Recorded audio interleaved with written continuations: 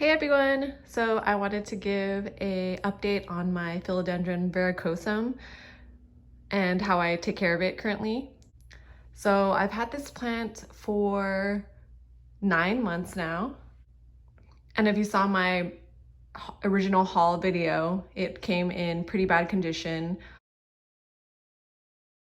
And eventually all of the leaves fell off, but there was a sprout coming out and it sprouted out a little baby leaf. So here we are now with a really good success story that I'm proud of.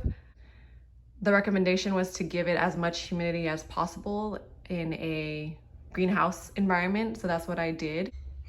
Here is the second leaf that popped out in my possession. The first leaf was that little 4-inch leaf that just recently actually fell off after 9 months of sprouting and being alive. This Verrucosum variety has the really fuzzy hairs on the stem, which is absolutely amazing. It feels like, let's see, yeah, just like fuzzy bristles. And it also has those signature red patches on it, especially in the back area. So moving on to the second substantial leaf, as you can see, it's a little bit bigger. And the red mottling shows up more as the light goes through it.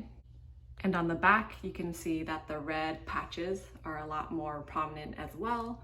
Moving up to the most recent leaf, you can see there's some iridescence to it. And the structure of the leaf is pretty cool as well. The stems are red too.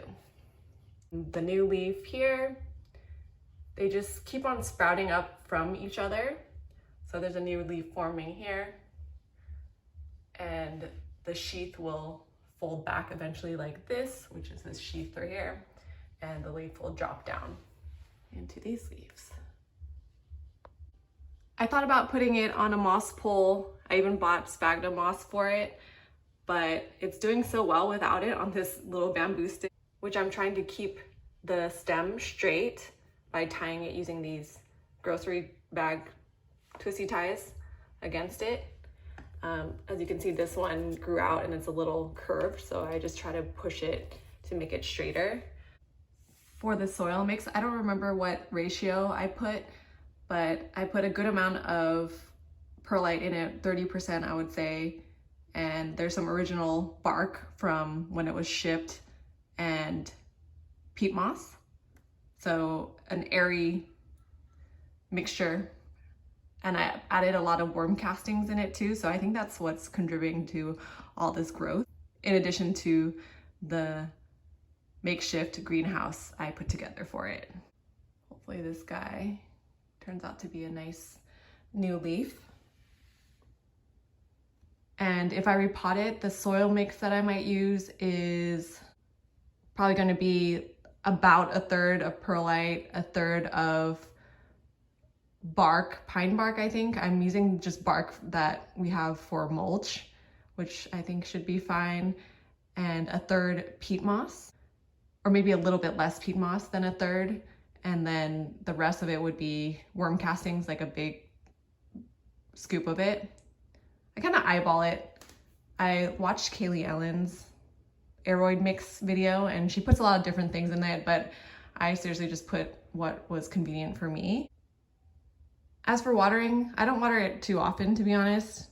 When it dries out, I water it, which is, I don't even know, maybe like every 2 weeks or so.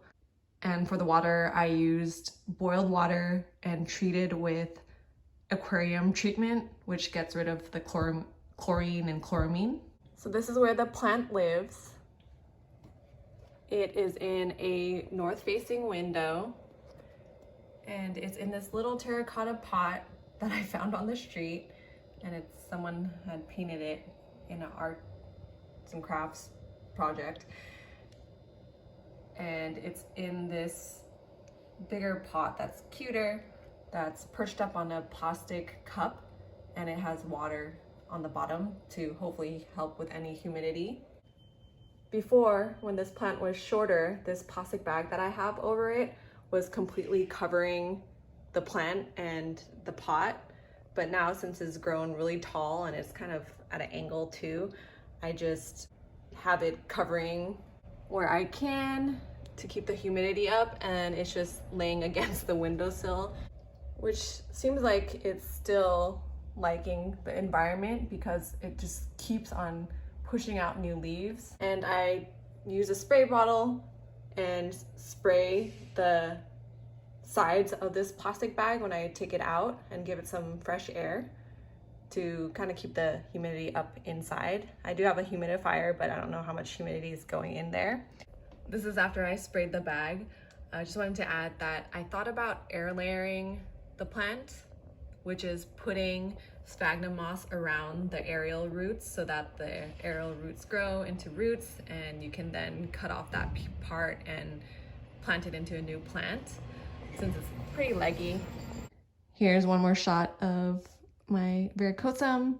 Thank you for watching. If you like this video, feel free to like, and if you want to see more videos, subscribe.